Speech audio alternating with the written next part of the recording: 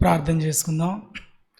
పరిశుద్ధమైన తండ్రి, ప్రేమ కలిగిన ప్రభువా, మమ్మల్ని ప్రేమించి మీరు ఇచ్చిన యొక్క సహవాసాన్ని బట్టి ప్రభునైనా, పునరుద్ధాన దినాన్ని బట్టి నాయనా మీకు స్తోత్రాలు, మీకు ఎంతో వందనాలు తండ్రి. ప్రభువా, మమ్మల్ని బిడ్డలుగా చేసుకుని తండ్రి, మిమ్మల్ని ఆరాధించే భాగ్యాన్ని మాకు ఇచ్చారు ప్రభువా, మీకు ఎంతో వందనాలు తండ్రి. నాయనా ఈ యొక్క ఉదయకాల సమయంలో ప్రభువా, మీరు మాకు ఏమైనారో మేము గ్రహించి ప్రభువా, మా హృదయం అంతటితో మిమ్మల్ని ఆరాధించే భాగ్యాన్ని మాకు అనుగ్రహించండి ఆయన. మీ స్తోత్రాలు తండ్రి. అయినా ప్రభా, మీ వాక్యలోని సంగతులను ప్రభా మేము తెలుసుకొని లాగిన ప్రభా, మా మనోనేత్రాలను ప్రభా మీరు తెరవలసిందిగా వేడుకుంటున్నాను తండ్రి. సహాయించండి ప్రభా, మీ బిడ్డలకి అర్థమయ్యే రీతిలో చక్కగా చెప్పడానికి నాకు కావాల్సిన ప్రభా ఆత్మ నింపుదలను ప్రభా తండ్రి. మరి నైనా చక్కగా నెమ్మదిగా ప్రజెంట్ చేయటం కావాల్సిన ప్రభా ఎబిలిటీని ప్రభా మీరు అనుగ్రహించండి తండ్రి.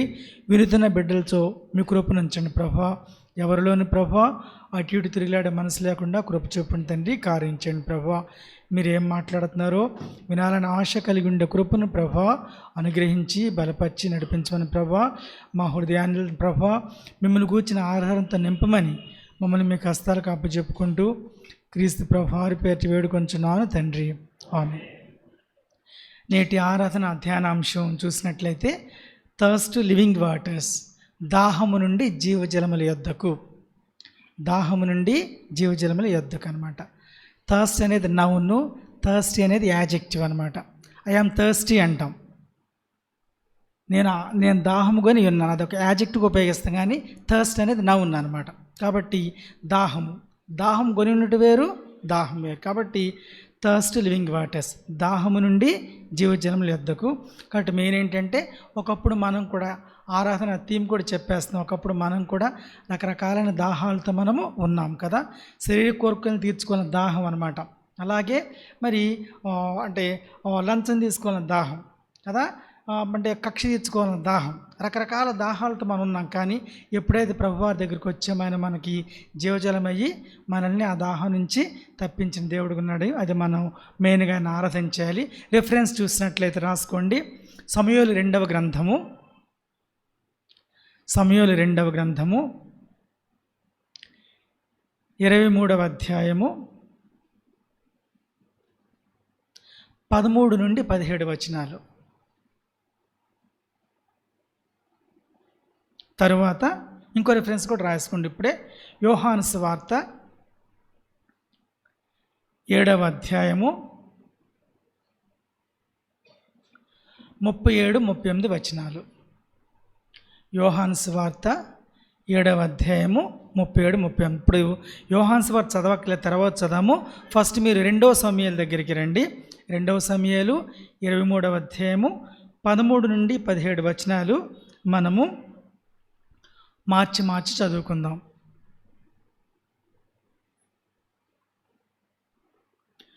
మరియు 30 మంది అధిపతులలో శ్రేష్ఠులైన 3 కోతకాలమున అదుల్లాం గుహలోనున్న దావీదు వద్దకు వచ్చినప్పుడు ఫిలిష్తీయులు రెఫాయిము లోయలో దండు దిగి ఉండిరి.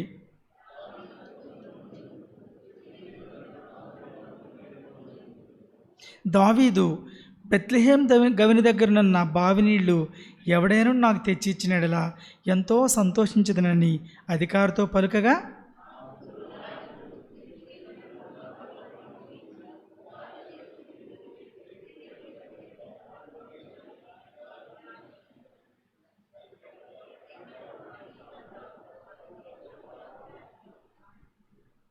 యెహోవా, నేను ఇవి త్రాగను, ప్రాణములకు తెగించిపోయి తెచ్చిన వారి చేతి నీళ్ళు త్రాగుదునా అని చెప్పి త్రాగునల్లకుండెను. ఆ 3 బలాఢ్యులు ఈ కార్యము చేసిరి. మనకు తెలుసు కదా.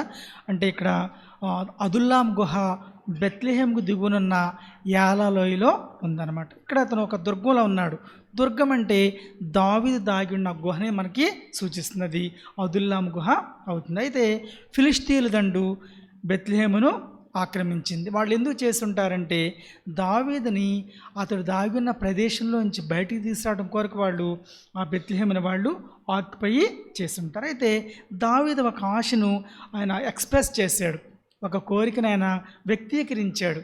ఏమైనా అంటే అడిగాడంటే, మరి బెత్లెహేము గవిని దగ్గర ఉన్న బావినీళ్ళు నాకు ఎవరైనా తెచ్చిస్తే నేను చాలా సంతోషిస్తాను. ఆయనకి బెత్లెహేం కవిని దగ్గర ఉన్న మరి బావినీళ్ళు కావాలి, తాగాలని ఆశయానికి కలిగింది. ఇక్కడ మనం చూసినట్లయితే మరి దావీదు యొక్క అజమాయిషిలో ఉన్న ఆ ముగ్గురు బలాఢ్యులు వాళ్ళు ఏం చేస్తారంటే తమ నాయకుని యొక్క కోరికను they took it A challenge, అదొక సవాలుగా ఛాలెంజ్ అంటే ఏంటంటే ఎంత కష్టమైన ఎంత నష్టమైన సరే మనం దాన్ని ఎదుర్కోవడానికి ప్రయత్నం చేస్తాం కదా, ఒక సవాల్ అన్నమాట.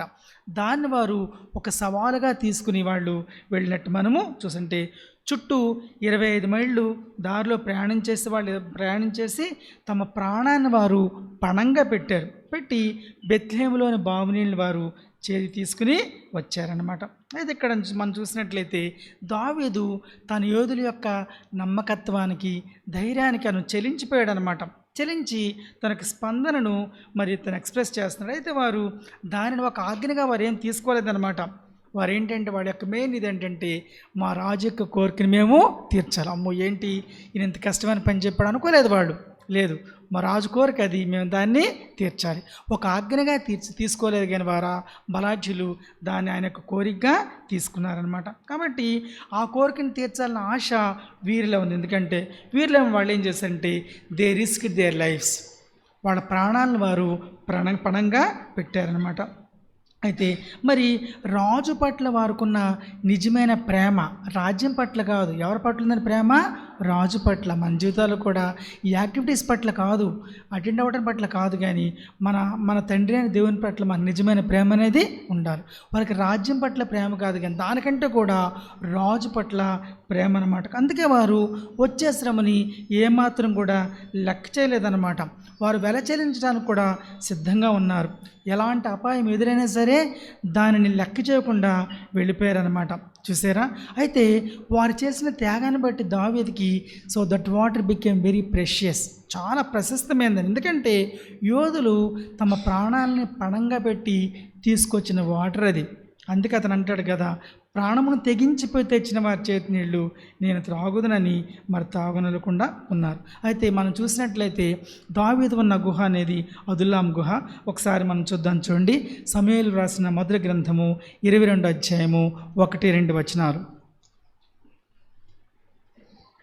నేను చదువుతాను. దావీదు అక్కడి నుండి బయలుదేరి అదుల్లాం గుహలోనికి తప్పించుకొని పోగా అతని సహోదరులను అతని తండ్రి ఇంటి వారందరూ ఆ సంగతి విని అతని వద్దకు వచ్చిరి. మరియు ఇబ్బంది గల వారందరూ, అప్పులు చేసుకున్న వారందరూ, అసమాధానంగా ఉండే వారందరూ అతని యొద్ద కూడుకొనగా అతడు వారికి అధిపతి ఆయను. అతని యొద్దకు ఎక్కువ తక్కువ 400 మంది వచ్చి ఉండేది. చూసారా? వీరందరూ ఎలాంటి వాళ్ళు? ఒకప్పుడు వచ్చిన వాళ్ళు, ఇబ్బందులతో ఉన్నవాళ్ళు, అప్పులు చేసుకున్న వాళ్ళు, సమాధానం లేని ఉన్నవారు. నిజమే, వారు ఎందుకంటే అలాంటి వారు దావీదుతో కూడా ఉండి ది బికేమ్ వెరీ స్ట్రాంగ్. వారు బలంతలు అయ్యారనమాట. వారి ఇబ్బందులు పోయినాయి, వారికి ఉన్న అప్పులు పోయినాయి, వారు అసమాధానం పోయి వారికి ఏం దొరికిందండి? శాంతి దొరికింది. వారు దావీదు దగ్గరికి వచ్చారు. అవును, ఒకప్పుడు మనము పాపులమే, పాప బంధకాలు ఉన్నాం, కానీ ప్రభువారి దగ్గరకు వచ్చిన మనల్ని ఏం చేశాడంటే పాపం నుంచి అని విడుదల చేశాడు. చేశారా? కాబట్టి పాపం ఒకప్పుడు పాపులం, కానీ వి బికేమ్ సెయింట్స్, మనం పరిశుద్ధులము అయ్యాం. కాబట్టి మనలోని ప్రతి బలహీనతను యేసు ప్రభువారు బలంగా మార్చగలిగిన గొప్ప దేవుడు. అయితే ఇక్కడ చూసినట్లయితే వారు దావీదుకి విధేయత చూపించారు. అయితే మన జీవితాల్లో కూడా మన దేవునికి విధేయత చూపించాలి. మనకున్న భయాల్ని, మనకున్న సుఖాలని, సౌకర్యాలని దేవుని కొరకు విడిచిపెట్టమని ఇప్పుడు కూడా నేర్చుకోవాలి. కాబట్టి అలాంటి వాటినన్నిటిని కూడా సౌకర్యాలు, సుఖాలు, భయాలు అనే అడ్డుగోడలను మనం కూలద్రోసి మన దేవుని కొరకు యేసయ్యను మనం సేవిస్తున్నాము లేదని మనల్ని మనం పరీక్ష చేసుకోవాలి. అంటే నిజమే, దే సాక్రిఫైస్ దేర్ లైఫ్స్, వారి జీవితాలను వారు త్యాగం చేశారు. నిజమే, మన జీవితాల్లో మనల్ని మనం ఉపేక్షించుకుని పర్సనల్గా రిస్క్ తీసుకోవడానికి మనం ఇష్టపడుతున్నాం లేదని మనల్ని మనము పరీక్ష చేసుకుందాం. ఇక్కడ మనం చూసినట్లయితే వారు అంటే పోరింగ్ అవుట్ ఫర్ గాడ్, మన జీవితంలోని ప్రతి దాని నుంచి కూడా దేవునికి బలిగా మనము ఇవ్వాలి. ఎందుకంటే ఆయన మనల్ని మన కొరకు ఆయన బలయ్యి తన ప్రశస్తమైన రక్తాన్ని మన కొరకు కార్చి, ఆయన కాచిన రక్తం ద్వారా మన నీతిమంతులుగా చేశాడు. కాబట్టి మనకున్న ప్రతి ప్రశస్తమైన దాన్ని దేవుని కొరకు we have to pour out, పానార్పణంగా పోయాలి, బలిగా మనము ఇవ్వాలి. చూసారా, ఇక్కడ మనం చూసినట్లయితే మరి వాళ్ళు ఒకప్పుడు ఇబ్బందుల్లో ఉన్నారు, అలాగే మరి సమాధానం లేకుండా ఉన్నారు, చాలా ఇబ్బందికర పరిస్థితులు ఉన్నారు. కానీ దేవుడు వాళ్ళని ఏం చేశాడంటే బలవంతులుగా దేవుడు చేశాడు. అవును, ఒకప్పుడు మనం బలహీనలమే, కానీ దేవుడు మనల్ని బలవంతులుగా చేశాడు. So God builds mighty men and women from broken people. విరిగిపోయిన వారి నుంచి వారినే దేవుడు ఎలా చేస్తాడంటే బలవంతులుగా చేస్తాడు. కాబట్టి our association with our king Jesus makes us mighty. మన రాజు అయిన యేసుతో యేసైతో మనం ఉంటే మనం ఎలాగతో తయారవుతామండి? బలమైన వారంగా తయారవుతాం. భయపడే వారం కాస్త బలమైన వారంగా తయారవుతాం. ఇక్కడ నేను ఒక స్వదేశీ మిషనరీ పండిత్ రమాబాయి గురించి చెప్పడానికి ఇష్టపడుతున్నాను అన్నమాట. ఆమె మరి రమాబాయి వారు, పండిత్ రమాబాయి మన స్వదేశీ మిషనరీ. ఆమె వారు నివసిస్తున్న కుటుంబం వాళ్ళు ఏంటంటే ఎక్కువ దక్షిణాది ప్రాంతాల వారు మరి పురాణాలు చెప్పుకుంటూ తిరిగేవారు. అయితే ఈ ప్రాంతంలో బాగా కరువు ప్రబలిపోయిందనమాట. ఎక్కడ చూసినా ప్రజలు ఆకలి బాధతో వారు చీమల్లాగా చచ్చిపోతున్నారు, ప్రజలు చచ్చిపోతున్నారు. రమాబాయి తన తండ్రి, తల్లి, సోదరుడు వీరందరూ కూడా మరి ఎన్నో ప్రాంతాలు తిరిగారు. ఉన్న కొద్ది డబ్బులు కూడా అయిపోయినాయి. అయితే చేతిలో చిల్లి గవ్వ కూడా లేదనమాట. అయితే వారు అంటే అడుక్కోవటానికి కానీ లేకపోతే వారు అంటే ఏదైనా పని చేయడానికి వాడుకున్న జాతి అహంకారం అడ్డు వచ్చిందనమాట. అలాంటి టైంలో ఆమె తండ్రి చెక్కి సిలిమైపోయి ఇంకా మరణావస్థలు ఉండగా ఒక దేవాలయానికి చేరతారు. ఆ పూజారి వారిని ఆ దేవాలయం నుంచి వెళ్ళగొట్టినప్పుడు గ్రామం చివరిలో ఉన్న పాడుపడిపోయిన దేవాలయంలో వారు ఉంటారు. వాళ్ళ నాన్న ఆకలి బాధతో చనిపోతాడు. తర్వాత తన తల్లి, తన సోదరి కూడా చనిపోతారు. రమాబాయి తన ఇద్దరే మిగులుతారనమాట. వారిద్దరు కూడా ఎలాంటి పెద్ద దిక్కు వారికి లేదు, సంపాదించే శక్తి కూడా లేదు. నిజంగా జీవితాన్ని ఎదుర్కోవటం అనేది పాపము అన్నా చెల్లెలికే మరి నిజంగా వారికి ఒక పోరాటంగా మిగిలిపోయింది. వారు చలిబాధను తాడుకోలేక నదీ తీరాల్లో తిరుగుతూ ఇసుకలో పడుకుంటూ వాళ్ళ తండ్రి దర్శించిన పుణ్యక్షేత్రాలను వారు దర్శిస్తూ నిరంతరం పయనిస్తూ కలకత్తా చేరుకుంటారనమాట. అప్పుడేమవుతుందంటే వారికి విద్యావేత్తలైన బ్రాహ్మణులతో పరిచయము ఏర్పడుతుంది. అయితే రమాబాయి పురాణాల్లో మంచి పాండిత్యాన్ని, వాదనా శక్తిని ఆమె పెంపొందించుకుంటుంది అనమాట. ఆమె తెలివితేటలకి పండితులు మెచ్చి ఆమెకి పండిత అని బిరుదుని ఇస్తారు. ఇక్కడ ఏంటంటే కలకత్తాలో ఈ పురాణాలు చెప్పటం వల్ల వారికి డబ్బులు వచ్చి వాళ్ళు తినడానికి ఏమాత్రం లోటు లేకుండా గడిచిపోయింది. అయితే ఆమెకి 22 ఏళ్ల వయసు వచ్చేసరికి ఆమె ఒక బెంగాలీ బ్రాహ్మణి కదా ఆవిడ ఒక శూద్ర యువకుడిని పెళ్లి చేసుకుంటుంది. అయితే ఆమె భర్త పెళ్ళైన 2 ఏళ్ళకి కలరా వచ్చి చనిపోతాడనమాట. మొత్తానికి 25 సంవత్సరాలు నిండక ముందే రమాదేవి విధవరాలుగా మారిపోతుంది. అయితే ఆమె ప్రభువుని తెలుసుకున్న తర్వాత బాలికలకి, బాల వితంతువులకి, సమాజంలో వెలివేయబడిన స్త్రీలకి ఆమె చాలా అలా దీనదరిద్ర స్త్రీలకి శరణాలయం స్థాపించి ఎంతో సేవ చేస్తుంది. దానికి కారణం ఏంటంటే దేవుడు ఎప్పుడైతే దేవుని మీద ఆధారపడిందో ఆమెకి దేవుడు ఒక గురిని ఇచ్చాడనమాట. దేవుడు ఆమెను బలపరిచాడు. అయితే మరి ఈమె దుర్భరాలుగా కనిపించే ఒక బ్రాహ్మణ వితంతువు అనమాట. తన వారందరి చేత ఆమె బహిష్కరించబడింది, ఒంటరి స్త్రీ అనమాట. అయితే ఎప్పుడైతే ఆమె దేవుని ఆశ్రయించిందో దేవుడు ఆమెకి ప్రభువుని ఆశ్రయించింది. ప్రభు ఆమెకి ఒక గోల్ని ఇచ్చాడు, ఒక గురిని ఇచ్చాడు అనమాట. ప్రభు బలపరిచాడు, ఆమెను ఒక సాధనంగా వాడుకున్నాడు అనమాట. అయితే నిజంగా మరి ఆమెను చూస్తే అందరికీ ఆశ్చర్యం వేస్తుంది అనమాట. ఎందుకంటే ఆమె అసమర్థురాలే, పైగా ఏకాకి. అయితే ఆమె తన జీవిత సర్వస్వాన్ని ప్రభువుకు అర్పించింది కాబట్టి ప్రభువు నిజంగా ఆమెను బలపరిచాడు. ఎప్పుడు చెప్పుదాం చెప్పే స్లోగన్ ఏంటంటే దేవుడు నా ఎడల జరిగించినవి మీ ఎడల కూడా జరిగిస్తాడు. కాబట్టి ఆయన మీద మీరు ఆధారపడండి. దేవుడు నా పట్ల జరిగించినట్లు మీ పట్ల కూడా జరిగిస్తాడు, ఆయన మీద మీరు ఆధారపడండి అని. కాబట్టి ఆయన శక్తిలోనే ఏముందంటే క్రియాశీలత్వం అనేది ఉంది. మనకున్నది ఒకే ఒక జీవితం, అది క్షణికం. మనం క్రీస్తు కొరకు ఏమి చేసామో అది మాత్రమే శాశ్వతంగా మిగిలింది. కాబట్టి దీన్ని బట్టి మనకేమర్థమవుతుందంటే అదులుగా గుహలో చేరున్నారు ఒకప్పుడు బలహీనులే, కానీ ఎప్పుడైతే దావీదుతో సహవాసం చేశారో వారు బలవంతులుగా మారినప్పుడు మనం కూడా ఒకప్పుడు బలహీనలమే, పాపాను ఊర్లు లొంగిపోయే స్థితే. కానీ ఎప్పుడైతే ప్రభు యొక్క రక్తం కడగబడి ఆయన బిడ్డలమయ్యామో ఆయన మనల్ని బలవంతులుగా చేశాడు. కాబట్టి బలహీనమైన మనల్ని బలపరిచి ఆయన మహిమ కొరకు సాధనంగా వాడుకునే దేవుడని మనం ఇక్కడ ఆయన్ని ఆరాధన చేయాలి. అంత బలహీనులు మరి వారు ఎంత చక్కగా యోధులుగా మారిపోయినప్పుడు మనం ఇక్కడ చూస్తున్నాం. అవును, మరి బెత్లెహేములో నీరు దావీదు యొక్క దాహాన్ని తీర్చలేకపోయింది. బెత్లెహేము నుండి తెచ్చిన నీరు దావీదు యొక్క దాహాన్ని తీర్చలేకపోయింది, కానీ అదే బెత్లెహేములో పుట్టిన యేసు ప్రభువారు మన ఆత్మీయ దాహాన్ని తీర్చడానికి ఆయన జీవజలము అయ్యాడు. ఇది మన యొక్క ఆరాధన యొక్క మెయిన్ కాన్సెప్ట్ అన్నమాట.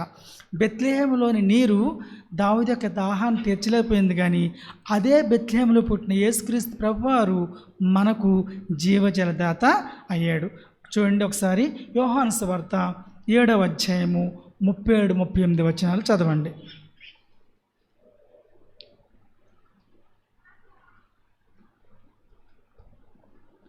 గట్టి చూడండి ఒకరు.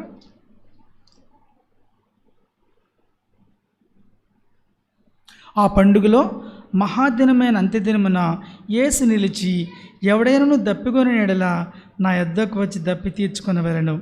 నా యందు విశ్వాసం ఉంచేవాడెవడో లేఖను చెప్పినట్టు వాని కడుపులో నుండి జీవజల నదులు పారునని బిగ్గరగా చెప్పాను. ఇక్కడ మనం చూసినట్లయితే ఆ స్థలము పేరు అది యెరూషలేము. అది యూదా మతం యొక్క రాజధాని. యాజకులు, శాస్త్రులు, పరిసయ్యులు వారందరూ, అలాగే సద్దూకాయలు కదా బలమైన కోట అన్నమాట, బలమైన కోట. ఆ స్థలం యెరూషలేము.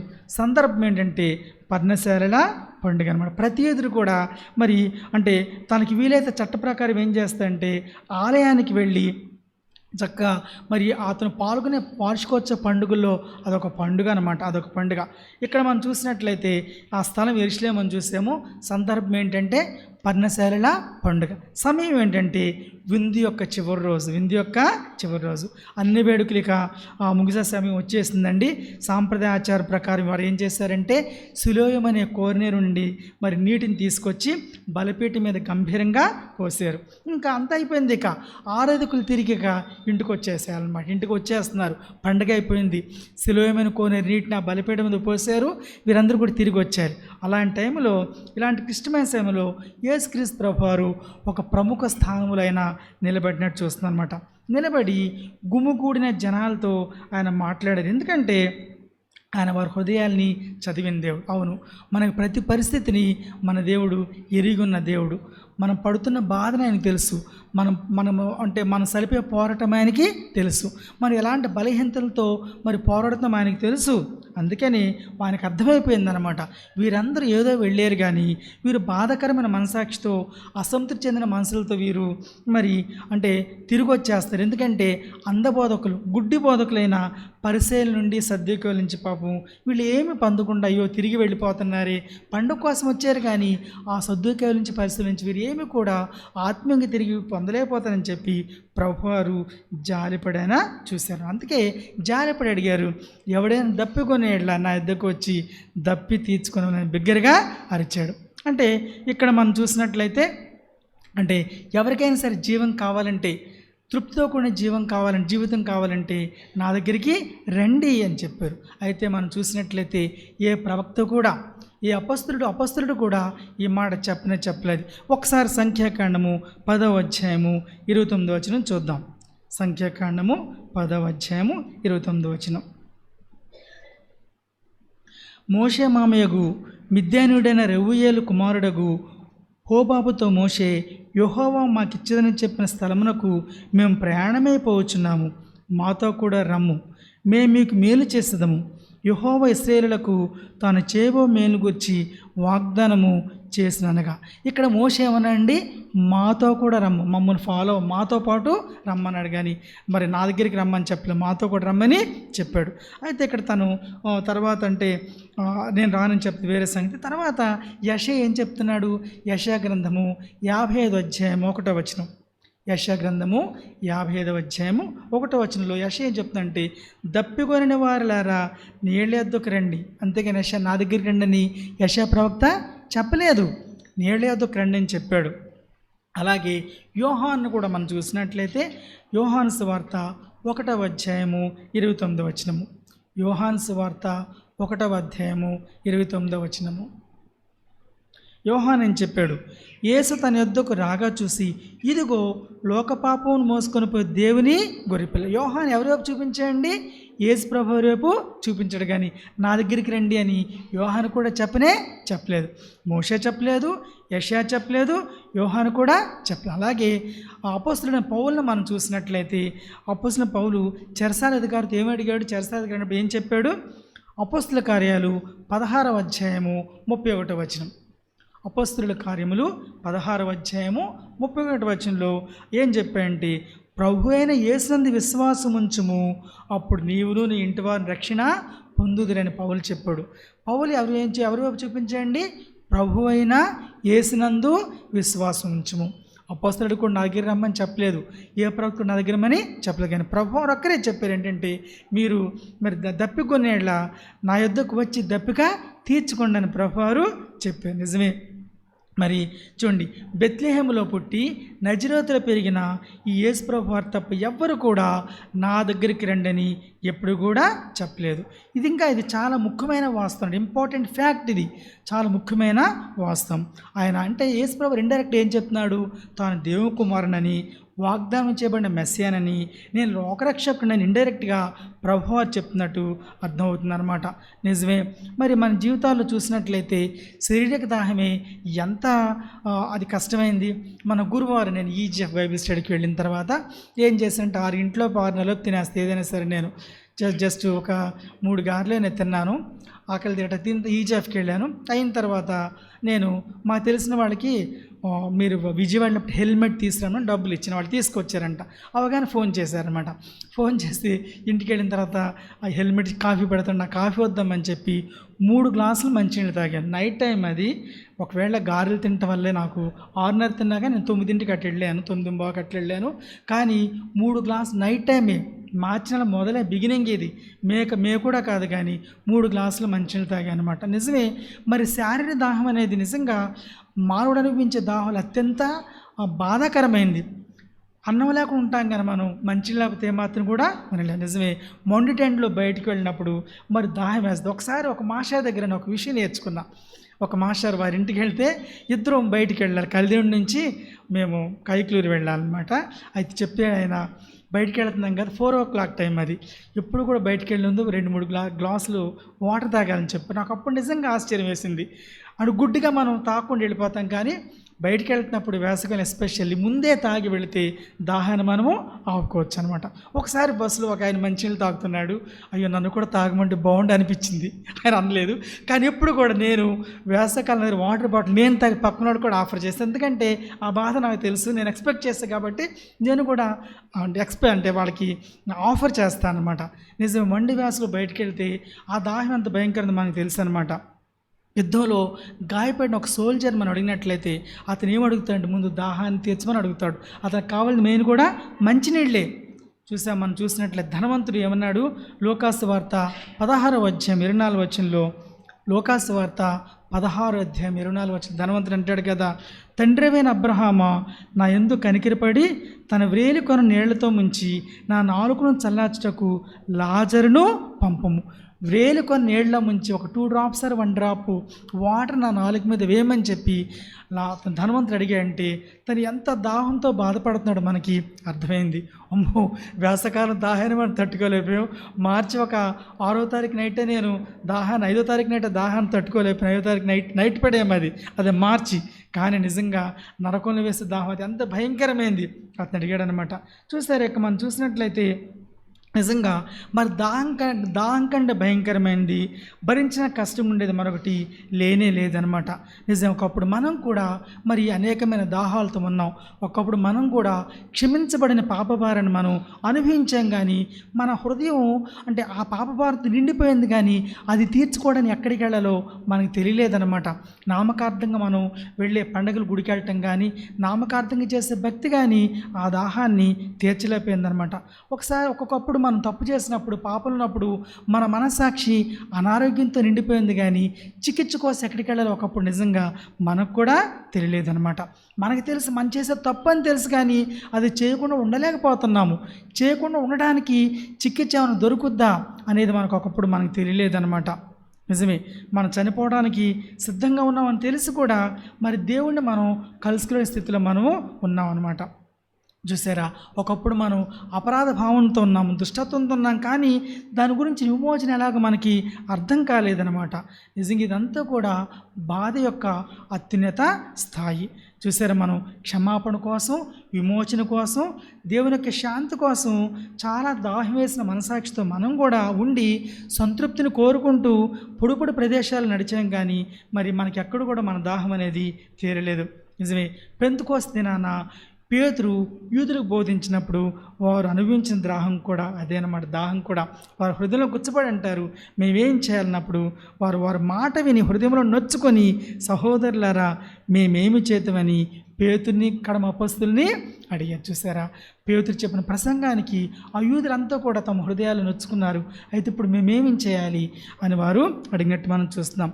అలాగే మరి చెరసాల అధిపతి కూడా తను కూడా గ్రహించాడు.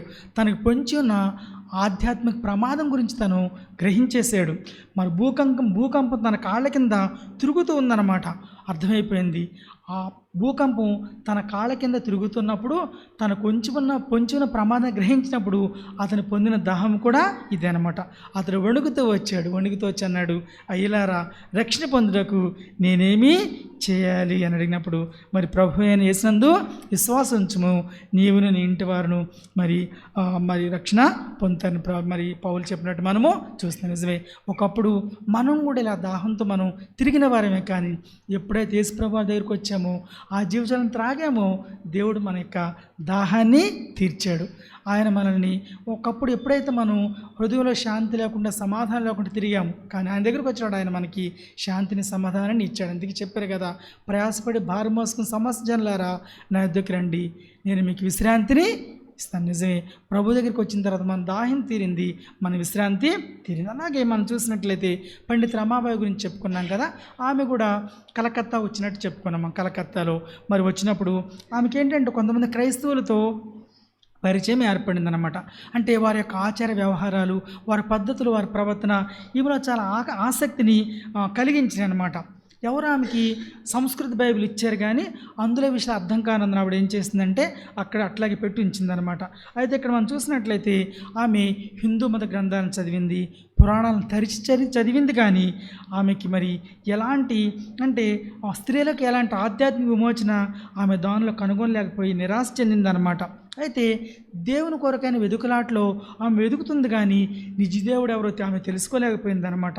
తెలుసుకోలేకపోయాక విసుగొచ్చేసిక తన పితృ పారంపర్య దేవతారాధనకి ఆమె మానేసిందనమాట. ఎందుకు ఎంత చేస్తున్నాను, నాకు ఆ దేవుడు దొరకట్లేదు, దీనివల్ల నాకేంటి ప్రయోజనం అని అది కూడా మానేసింది.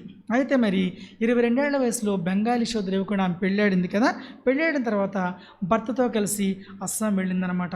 అక్కడ నివసిస్తున్న టైంలో ఆమెకి బెంగాలీ భాషలో ముద్రించబడిన లూకాసు వార్త ఆమెకు దొరుకుద్ది అనమాట. అలాంటి టైంలో ఆమె ఎంతో ఆసక్తి దాన్ని చదువుతూ ఉంటుంది. ఆ టైంలో ఒక క్రైస్తవ మిషనరీ ఆమె క్రమంగా దర్శిస్తూ బైబిల్ కథలు ఆమెకు చెప్పేది, వివరిస్తుండేది. అయితే భర్త గారి అమ్మో ఏంటి రమాబాయి క్రైస్తవం పట్ల బాగా ఆకర్షితులు అవుతుందని చెప్పి నచ్చలేదన్నమాట. వారించే ప్రయత్నం చేస్తాడు, కానీ మరి పరిస్థితి తీవ్ర రూపం దాల్చకముందే ఆమె భర్త మరి కలరాతో చనిపోతాడనమాట. మొత్తానికి అక్కడి నుంచి ఆమె అస్సాం నుంచి తన కుమార్తె మనోరమతో కలిసి ఆమె పూనాకి వెళ్ళి దేవుడు ఆమె ఆత్మీయ దాహాన్ని తీర్చడానికి ఎలా ఆమె నడిపించుకొచ్చాడు చూస్తే మనకి ఆశ్చర్యం వేస్తుంది అనమాట. బెంగాల్లో మరి సాంస్క్రిట్ బైబిల్ ఆమెకు అర్థం కాలేదు, కానీ భర్తతో పాటు ఆమెకి అక్కడికి అస్సాంకి వెళ్ళిన తర్వాత తన భాషలో ఉన్న ఒక లోకాసు వార్త ఆమెకి దొరికింది. అక్కడి నుంచి మళ్ళీ భర్త చనిపోయిన తర్వాత మళ్ళీ ఆమె పూనా వస్తుంది అనమాట. వచ్చినప్పుడు అక్కడ మరి క్రైస్తవ మిషనరీలతో అంటే పరిచయం ఆమె ఏర్పడి ప్రభు గురించి వింటుందన్నమాట. అయితే విన్న తర్వాత ఆమె ఏం చేస్తుందంటే దేవుడు ఆమె పెట్టిన సోషల్ కన్సర్న్ అంటే సమాజ శ్రేయస్సు అనమాట, సమాజ శ్రేయస్సు. అయితే ఆమె ఒక పట్టుదల ఉందన్నమాట. భారతదేశంలో స్త్రీల అభ్యున్నతి కొరకు ఏదైనా చేయాలని పట్టుదల ఆమె అనుకుంది. కాబట్టి ముందు నేను చేయాలంటే ఫస్ట్ నేను ఎడ్యుకేషనల్ క్వాలిఫికేషన్ సంపాదించాలి, విద్యార్హతలు నేను సంపాదించాలని చెప్పి ట్రైనింగ్ పొందాలని ఆమె 1883లో 1883 కుమార్తె కలిసి ఇంగ్లాండ్ వెళ్ళొద్దు అనమాట. ఇక్కడేమి ఇంకా ఆమె ఆత్మీయతలు వెలిగించబడతాయి అనమాట. దేవుడు ఆమెను ఎట్లా నడిపించుకొచ్చాడు. కలకత్తా నుంచి అస్సాం నుంచి పూనా నుంచి ఇంగ్లాండ్. ఆమె యొక్క ఆత్మీయ దాహాన్ని తీర్చడానికి దేవుడు ఆమెను ఎలా నడిపించుకొస్తాడు చూస్తే ఆశ్చర్యం వేస్తుంది అనమాట. అక్కడ చర్చ్ ఆఫ్ ఇంగ్లాండ్ చెందిన సిస్టర్స్ తమకు పరిచయం ఏర్పడి మరి క్రైస్తవం గురించి మరి చాలా విషయాలు తెలుసుకుంటుందన్నమాట. వారు రకరకాల ప్రాంతాల్లో వారిని అంటే వాళ్ళు చేస్తున్న సంక్షేమ కార్యక్రమాలను ఉండి మరి అక్కడున్న స్త్రీల యొక్క దౌర్భాగ్య స్థితి అవన్నీ కూడా మరి ఆమె గమనించిందనమాట. ఆ సిస్టర్స్ ఎంత త్యాగనిరుతో వాళ్ళ జీవితాలను కడుతున్నారో ఆమెకు అర్థమైందనమాట. చూసారా మరి అంటే అక్కడున్న చర్చ్ ఆఫ్ ఇంగ్లాండ్ సిస్టర్స్ క్రీస్తుని కలిగి ఉండేవారు. అక్కడ స్త్రీల పట్ల వారు చేస్తున్న త్యాగాలను బట్టి వారికి సమాజ శ్రేయస్సుని చూసిన తర్వాత అప్పుడు ఆమె అనుకుంటుంది అనమాట, అంటే భారతదేశంలోకి వచ్చి స్త్రీలకి నేను మరి ప్రభుని గురించి మరి నా ప్రభు వారిని కూడా మార్చగలిగిన విశ్వాసమే జరుగుతుంది. తర్వాత ఆమె అప్పుడు ఒక నిర్ణయం తీసుకుంటుంది, ఏంటంటే నేను కూడా ప్రభు యొక్క అడుగుజాడలు నేను కూడా నడవాలని చెప్పి చర్చ్ ఆఫ్ ఇంగ్లాండ్లో ఆవిడ బ్యాప్టిజము తీసుకుంటుంది. చూసారా, ఆమె యొక్క ఆత్మీయ దాహాన్ని తీర్చడానికి దేవుడు ఆమెను ఎలా నడిపించుకొచ్చాడు చూస్తే మనకి ఆశ్చర్యం వేస్తామను. మన జీవితంలో కూడా మనం కూడా మన ఆత్మీయ దాహాన్ని తీర్చుకోవడానికి మనం కూడా ఎంతో కృషి చేసాం, స్ట్రగుల్ అయ్యాం, పోరాడాం అయినప్పటికీ దేవుడు తగిన కాలమందు మనల్ని అయినా జీవజలమైన ప్రభువారి దగ్గరికి ఆయన మనల్ని తీసుకొచ్చాడు. అనేక మందిని ఇతరుల దేవుడు మరి అలా రావడానికి సాధనాలుగా వాడుకున్నాడు. అందుకే మనం చూసినట్లయితే యెషయా గ్రంథము 44వ అధ్యాయం 3వ వచనం చూసినట్లయితే యెషయా గ్రంథము 44వ అధ్యాయము 3వ వచనము, నేను దప్పిగలవని మీద నీళ్లను ఎండిన భూమి మీద ప్రవాహజను కృంభరించేదను, నీ సంతతి మీద నా ఆత్మను కృమ్మరించెదను. ఇది ఎప్పుడు కూడా మన బిడ్డలు కనుక మన బిడ్డలు ఎండిపోయిన స్థితిలో ఉన్నట్లయితే వారి గురించి ప్రార్థన చేయడానికి ఈ వాగ్దానాన్ని మనం ఇప్పుడు కూడా ఎత్తిపట్టి ప్రార్థన చేయాలి. ప్రభువా, ఒకప్పుడు మనం కూడా దప్పుకొని ఉన్నాం నిజమే, మరి అలాగే మన మీద నీళ్లు పోసాడు, అలాగే ఎండిన భూమి మీద ప్రవాహ జలమునైనా కుమ్మరించాడు. మన జీవితం నెరలు కట్టి ఎండిపోయిన వేసవకాలం పొలాల్లోకి వెళితే అవన్నీ నెరలిచ్చి ఎండిపోయి ఉంటాయి అనమాట. ఆ నెరలు ఏం చేస్తాయి అంటే నీవు వర్షం పడితే వర్షాన్ని తాగడానికి అలా విచ్చుకుని రెడీగా ఉంటాయి అనమాట. కాబట్టి అలాగా మన జీవితం కూడా ఒకప్పుడు అలాగుంది, ఎండిపోయిన భూమిలాగా ఉంది. కానీ మన జీవితంలో అయినా మరి ఆ జీవజాలను ఇచ్చి ప్రవాహ జలాన్ని కుమ్మరించాడు. నీ సంతతి మీద నా ఆత్మ కుమ్మరిస్తాను. కాబట్టి మన బిడ్డల గురించి ప్రార్థన చేస్తాను, అడగాలి, ప్రభువా నీ సంతతి మీద నీ ఆత్మ కుమ్మరిస్తాను, నా సంతతి మీద నీ ఆత్మ కుమ్మరిస్తాను కదా ప్రభువా, మీ ఆత్మ కార్యము నా బిడ్డల హృదయాల్లో జరిగించి ప్రభువా మనం ప్రార్థన చేసినప్పుడు దేవుడు తప్పకుండా చేస్తాడు. కాబట్టి ఇక్కడ మనం ప్రభువుని ఆరాధన చేయాల్సింది ఏంటంటే, ఒకప్పుడు మనం దాహం కొనినాం, కానీ దేవుడు మనల్ని ప్రేమించి ప్రభు అయిన మరి యేసుక్రీస్తు ప్రభువారి దగ్గరికి జీవజల వద్దకు మరి దేవుడు మనల్ని తీసుకొచ్చాడు. ఆయన నువ్వు జీవజల దాతవని చెప్పాయన మనం ఆరాధించాలి.